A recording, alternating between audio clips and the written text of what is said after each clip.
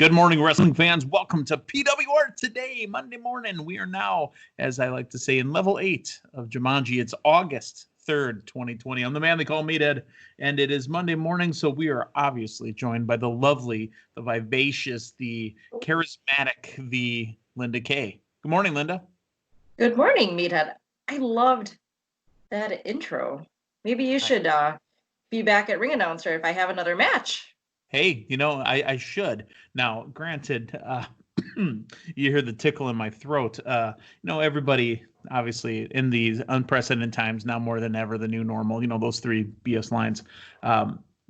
Everybody, if they heard me cough, like, oh, he's got that Rona. I don't have the Rona. Way back in, I want to say it was like 09, so 11 years ago out in the field, I actually, during the whole swine flu epidemic, I caught bilateral pneumonia. So I don't have the vocal strength I used to, but I would ring announce one match for Linda Kay. Oh, right on. Appreciate that. Not a problem. So Linda, tell me a story. It's Monday morning. Tell our listeners what's going on with Linda this week. With me this week? Just keeping up my fitness regimen and trying to get used to wearing a mask during it. But the new normal? Yeah, the new normal. I know you didn't want to say that, but yeah, I did. Pretty much. I'm going to find a way to say the other two as well. But that's what I'm pretty much going to be working on, continuing a little bit of my Muay Thai training to get me set for, this said match that could maybe happen sometime soon. Hopefully. Yeah. No, because now more than ever, we need you in the ring. That's 2, by the way. I got both. Gotcha. That is a ongoing joke amongst a smaller group that whenever we're in conversations, we try to slide one of those 3 in there. Right. I mean, it's, I guess, if you get your Muay Thai all set up, ready to go, you get that match again, you could wear yourself a nice spike, nice studded cardigan, like Alexa Bliss had on. I loved that, by the way. I already have studded shoes, studded wristband, studded choker. Maybe I can find a sweater like that. Do you think she's taking a bump in that kind of shirt? Maybe not. I mean, she took something, as we saw at the end of Smackdown, but I guess it wasn't necessarily a bump. But I don't think it would have quite the effect as, say, thumbtacks either way. But right, exactly. It was pretty sweet. Well, actually, if you think about it, I mean, she wouldn't necessarily bump because all the stuff is pointing out. But what if somebody bumped on her? Right. Somebody did a splash on her or something. It'd be like, demolition attire. Yeah. Here comes the axe. Here comes the smash. Here comes the Alexia Bliss. Right. Okay. That might be the title of this podcast today. Here comes the axe. Here comes the smash. And here comes the Alexia Bliss. Here comes the bliss. Here comes the... Yeah, exactly. Folks, we're stalling, but we're goofing around here. It's Monday morning. We're up and we're moving around. We're excited. We're alive. Everything's good. Let's talk a little Smackdown. And that was my way to kind of segue into it. This is our first Smackdown post, having to listen to Jeff Hardy talk about his... Oh, wait a minute. No, Jeff Hardy did talk about it again. Even though the match was over last week, we had to hear about Jeff Hardy again. I'm fine with that. There was a different kind of story going on throughout the Smackdown, though. There's apparently a bounty on Matt Riddle. Yes. Put on by King Corbin. And right. The first one to attempt it, Shorty G. It's funny how the internet works and how Google works and how, spam websites and clickbait websites will say, major WWE SmackDown star turns heel. Click here for more info. It was Shorty G. Yeah. He took the king's ransom and cashed it in. Is that how you... I guess, he might be cashing that check, I guess, if there's a check cashing place down the street. Exactly. I didn't see that coming, but it was a nice surprise. I didn't really know what else they were going to do with Shorty G next. I remember, him being a part of that Intercontinental race, kind of, if you will. Yeah. But, yeah, I like this partnership. It started off kind of funny with a ha-ha, all the short jokes, this and that. And then him stepping in to help King Corbin. I like it. Do you think that if he didn't pay him the right amount, he would tell him that he shorted him? Lynn, did Hey, that land? remember, I'm 5 foot here, so I was going to say that didn't land all that well because you're probably not liking it due to the height difference there. right. I thought it was funny. I mean, it is what it is. AJ Styles took on Grand Metalik for the Intercontinental Championship in a pretty good wrestling match, which is, at the core of it, what we really do come for is the wrestling. And you know what? The wrestling was fun. I love this match, and I didn't think there was any chance Grand Metalik was winning this, but your winner and still champion, AJ Styles. Right. I mean, we kind of talked about this last week. Are they going to continue giving a push for other stars currently on SmackDown to get their shot at the Intercontinental title, to, have their moment to shine with AJ Styles? Do you think we've talked about it a few times, do you think that this is their equivalent to the TNT Championship? Yeah, I think so right now. I mean, I say at one point, obviously, like with John Cena with the US title, with his open challenge, was probably more equivalent to that. But sure, at this certain point in time, and we'll get into the US title in a little bit, but the Intercontinental Championship is, a nice stepping stone for some of those up and coming stars. I mean, we are limited with the amount of stars we have on each brand right now due to the Rona. Right. But, in these unprecedented times. Exactly. Right. That's 3, by the way. Yes. So it was a great match. It was a nice way to give Grand Metalik a little spotlight, and they even brought them back in with that little promo with Cesaro and Nakamura later on as well. So that perhaps quite a precursor to a little tag team rivalry coming up. So we shall see. We shall see. And Jeff Hardy was ready for his moment of redemption, but when King Corbin came out with his plan and interrupt the heartfelt address of the universe, Drew Gulak took exception and attacked the Royal Superstar to set up the in-ring showdown, obviously. So there was a little action between Gulak and Corbin.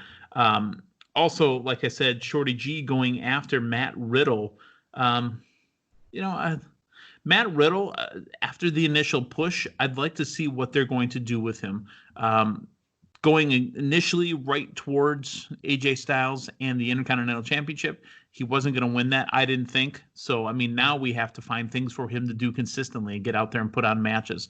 WWE does have a habit and a penchant for giving a guy a big push at the beginning, letting him fall back into the car, working matches, and then not doing anything.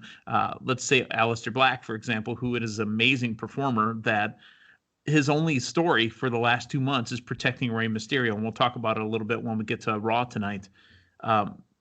Another singles wrestler that is now, going to be out there that came from the tag team world is one of your boys, the New Day. Yes. Big E, now finally in the singles push, and he defeats The Miz. This is step one in hopefully making Big E a legitimate singles competitor. Your thoughts? Right. We had talked about this last week about if I should keep Big E or the New Day on my team. And I thought to myself out loud when he came out, I'm like, okay, they're giving him these promos before the match. Like, they got to give him some type of push. And I want to hang on to Big E because I do see big things for Big E. That's the new normal. Soon. Yes. That's 4, by the way. Yeah, but I mean, they really talked really hard about how well he can be as a singles competitor. And correct me if I'm wrong, didn't he not compete as a singles for a bit once he stepped away from Dolph and AJ Lee? Or was he just for always... a little bit? Okay. Matter of fact, I thought Teddy Long was with him for a minute, wasn't he? Okay. I'm not sure, but when I was watching SmackDown, I was thinking, I'm like, they're kind of forgetting to mention he did, wrestle as a singles competitor for a minute. But he had a little bit of singles action when Dolph and AJ Lee, so... Because he was the muscle for Dolph Ziggler. Right. But no, I liked it. I honestly didn't think he was gonna come off with a win just because of the shenanigans that Miz and Morrison always do together. But it was nice to see Big E come off on top. I thought it was a great match, and I'm interested to see if he'll get some type of titles reign, whether it be the Intercontinental title or if there's a shakeup coming up soon, if he might be in the hunt for the U.S. title, 24/7 title. I don't know, but Yeah, I feel confident in keeping Big E on Team Long Time though. So go Big E. Go Big E. Hey, Naomi defeats Lacey Evans now. It wasn't a clean match, but Naomi gets the win. Really, I see some more coming up with Naomi and Lacey. Right now, Naomi needs a chance to be on TV. I really do love Lacey. She, a good, solid competitor. I mean, once you get past the Southern Belle part, once you get past the, debutante, I mean, this is a lean, mean fight machine, former USMC. Hoorah. So, I mean, let's see Naomi and Lacey Evans go again. But last Friday, Naomi gets the win over Lacey Evans. Yeah, and I believe it's now 1-1 between the two of them. And I said it from the start, like after that karaoke feud they had after that contest, that this was a matchup I was excited to see because I like both of them. I have Lacey on my team, but I just, in general, like you said, she is a machine. And, it's kind of funny, though, because it's like she was a heel, then a face, and a heel and a face. And you weren't really sure you're supposed to cheer or boo her, but now absolutely she's coming up as the heel. And I think she shines as a heel. She's great on the mic. Mm-hmm. She's got just that essence about her, and seeing Naomi and getting that push with social media on Twitter. Obviously, they've got some big things planning for Naomi as well. And I think the two of them can really build on their matches. And if this is something that we can continue on into SummerSlam, I mean, there's no title involved. I mean, unless something happens crazy between Bayley and Sasha, because obviously they have all the women's titles right now. Yeah. But I don't know, maybe a type of stipulation match. I don't know. Cinematic. I don't know, but I would like to see something. I know. But I would like to see something continue between the both of them. And hopefully, in a SummerSlam, I think they can come off with a really, really great match. I hope, the new normal is not cinematic matches now into the women's division. Speaking of women, there was a woman that showed up again with her man who has a Wisconsin patch on his blue collar jacket. Now, did you see that? 1848. Yes. That was the first thing that I caught right away. Obviously, you and I, recognize that flag right away. For those that don't know, Otis is from northern Wisconsin. But he is Wisconsin bred. But that's not really the story here. That peach got shaved. No, almost. Well, almost. The pun was the peach got shaved, but she got a haircut. Yeah, right. She got a haircut from. More so, the peach was trimmed. Maybe on the back of her head, she's got a little peach fuzz. Yes. She was pretty broken up about it. I mean, from that little chunk, and I don't know why I can't think of her name right off the top of my head, and I had it and I just lost it. The one that just cut her hair. I know. I'm thinking of her real name, Daria. Why am I? Well, she's been off Smackdown for a bit. Oh my God! Wow. Daria is her real name, but. But anyway, she cut her hair, and then when she was run off, she had what she needed. She had a trophy. She scalped her, basically. Right. So, Mandy took a beating. She really did. Yeah, I love, and this has happened a few times now. I love when they get hit when they have the lipstick because it looks like blood, but it's not. It's actually a good look, as far as the TV show. That happened with Lacey. Right. A week prior, I think. Yeah. That's what I'm saying. It's happened a couple times now. Excuse me. Yeah, let's talk about the main event. Right. Bayley retains against Nikki Cross in the SmackDown Women's Championship match. I need the girls, Bayley, Sasha, whatever match they're going to be in. I need to make them to make it through one more pay-per-view with the belt so I can get some more retaining points. Right. And then I heard that there's actually going to be another pay-per-view coming up shortly after SummerSlam. Again, there is still talk, folks. They have not said 100% either way, with the, unprecedented times that we're in. That's 5, by the way, that SummerSlam could be on a boat. Right. Your thoughts on Bayley retaining, SummerSlam on her boat, and then we'll come up to what happened at the end of SmackDown. I mean, I wasn't too surprised.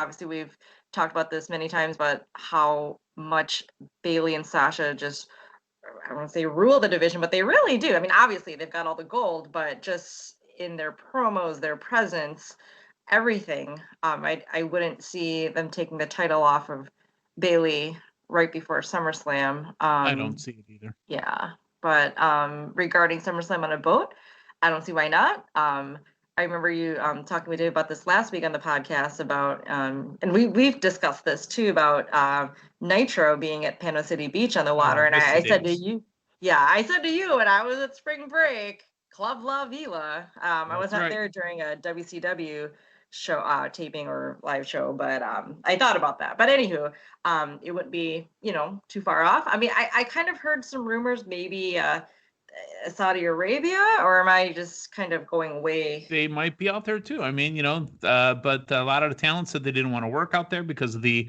what they call the, I forget what it was, where they were hijacked, basically, where they were stuck, and it wasn't plane troubles. It was, I mean, everyone believes that it was actually money problems between Vince and the Prince. So with talent being hijacked, do you really think in 2020 with everything that's going on, in these unprecedented times, 6, by the way, that these talents are going to want to go out to Saudi? No, I mean, they don't even want to come to the Performance Center because of the Rona. So the Rona is going to be my, that was the third time I would have said that. Yeah, I think so. But, I feel like that's a song by the Kinks. Doon, doon, doon, doon, doon, doon, my Rona. But also, I mean, the desert heat, it's summertime. I mean, that might be unbearable. Well, I mean, they got those little new battery charged little cool fans that you can carry around with you in the ring. I've seen the commercials for those. So, but the end of SmackDown, Alexa Bliss gets shoved by Nikki Cross. There's a lot of heat there, but honestly, I mean, she just lost the title match. I wouldn't read too deep into that, but what that did was leave Alexa Bliss and her studly looking shirt in the ring by herself for The Fiend, and The Fiend gave her the mandible claw. Now, again, I absolutely loved out of that abysmal match with Braun Strowman in the swamp. I loved Alexa Bliss being there, and I think there is real potential with Alexa Bliss going towards the Wyatt family. Really? You're saying toward the Wyatt family? Toward. I was thinking helping Braun. I mean, he's still missing somewhere in the swamp. Well, so, I mean, that could be the first step, but I really do enjoy maybe even seeing Alexa head towards the Wyatt family. Yeah, I would like that because she does have that wicked edge toward her in real life, and in her in-ring attire, as we can see. But yeah, I didn't even think about that. I was just thinking like, oh, now, is she gonna help get Braun out of the swamp, out of the water, out of the funhouse? Maybe she's a fisherman and she'll throw her bait out into the water. I don't know. Right, that should help get Braun, right? She'd be the bait. But no, that really surprised me because when Nikki pushed her, I was like thinking, oh, this is going to be, I already thought Bailey and Sasha having, their split coming up soon, but then now it's going to be Nikki and Alexa. Which they're on my team, so I was like, okay, what's gonna go next? What's happening next? I just wasn't really sure what would be happening at that moment. I was just like, like Nikki would be the heel and Alexa would be the face, but she just left the ring, and I was like, well, this is kind of weird. She's just sitting there in the ring, and then the lights went out, and I was like, oh, there he is, because we got Bray Wyatt, like taking care of Braun in the swamp, but now we have the Fiend here again, and just to take Alexa, and we know, as shown in that swamp match, the relationship or the connection, the close ties between Braun and Alexa. So that I'm glad they did show that during that match too. For those who may not really know, I mean, I know there were that when they had, what was that called? The tag team, the tag team challenge or whatever it was. Yeah, where the male and the females tagged up. Yeah. So, but otherwise, I know like they're great friends in real life or, whatever else. But this was cool. I wasn't expecting her to get the mandible claw in the ring. That was a great way to end it. And, gets me a little bit more excited to see, like, we're going to have this third match between Strowman and Fiend, and to see how it's going to play out. So, and I like the spookiness of everything. I love horror. So let's talk real quick before we do a quick a run off of Raw tonight. Let's talk real quick. Chris Jericho threw out there in one of his podcasts that he does that, he was asked, who's the 5 guys you'd love to see to come to AEW? Apparently, he would love to see Roman Reigns, Ricochet, and a couple others show up. Now, the name that really caught me, one would be Roman Reigns. For all the booing Roman Reigns gets, for all the, we're getting Roman Reigns forced down our throats talk, Roman Reigns is a talent, and he is a main event player. So wherever he works, he can be a main event guy. So when you get past that, of course somebody's going to want a Roman Reigns. Here's the other name that really caught me off guard. He goes, and why don't you bring me Don Callis? Don Callis? You mean Cyrus the Virus? That Don Callis? Sure. Okay. Your thoughts on those names? I know you read it too, but your thoughts on the names? Well, Jericho mentioned, if they just or anywhere, any promotions, if you just let Roman Reigns be himself, how much he would shine, how much more the fans would be behind him. But I just find it ironic, just kind of like with Cena, the best, the man that everybody says is such a great worker, such a great human being. And Arn Anderson, I remember saying that he's the greatest human being ever. We're talking about John Cena, is the one that, the fans want to boo, but I get it. IWC, we don't want somebody pushed down our throat, like you said. But, if Roman Reigns should come back to WWE soon, oh wait, never mind. I was going to say the crowd would totally pop, but in these unprecedented times. That's number one for you. We're not going to have it. I know. Darn. But no, obviously, whenever Reigns comes back, I think the fans would be happy to see him. And if he, he's still going to be at WWE for a while, but I do agree that he's definitely a main event player and just, needs to be put back on that pedestal. I think so. Let's talk Raw real quick before we send this one home. The opening match has been announced, and the supposed and self-proclaimed United States champion MVP has a challenger tonight, and it's the officially recognized and legitimate United States champion, Apollo Crews. It's Crews and MVP to open the show tonight on Raw. Your thoughts? Well, it'll be great to see Apollo Crews back. Regarding both titles, I am assuming it'll start off with MVP on the mic, which he's fantastic, gloating about his title, and then Apollo Crews coming out and him saying, I'm the real champion. I want to see how this ends, and the situation with the belts. Will we have MVP 2 belts? Will we? The 2 belt thing has got to. Seriously. Becky 2 belts, or Becky 2 straps, Bayley 2 belts, Sasha 2. Oh my God! And again, during the new normal here, Keith Lee for a bit too. Come on, it's just lazy, is what it is. But no, I'm happy that Apollo Crews is back. Obviously cleared to wrestle again. So I was excited to see this match at Extreme Rules. So it'll be great for them to kick off Raw tonight with that match, and then just see what's going to happen with both of these belts. Well, they're definitely going to have the match. Who's to say who wins, and who's to say which belt becomes the actual belt at the end of tonight? So, all right, Linda, thank you. Again, stay safe, stay clean. When you're wearing your mask, I ask one thing. Can you ask for, let the games begin? Because everybody wearing these masks looks like Bane to me. So that's all I see, and I want to know if, you're going to ask me when the games begin. So I will do that. 10-4. All right, so for Linda Kay, I'm the man they call Meathead. Hey, thanks for stopping by. So long, everyone.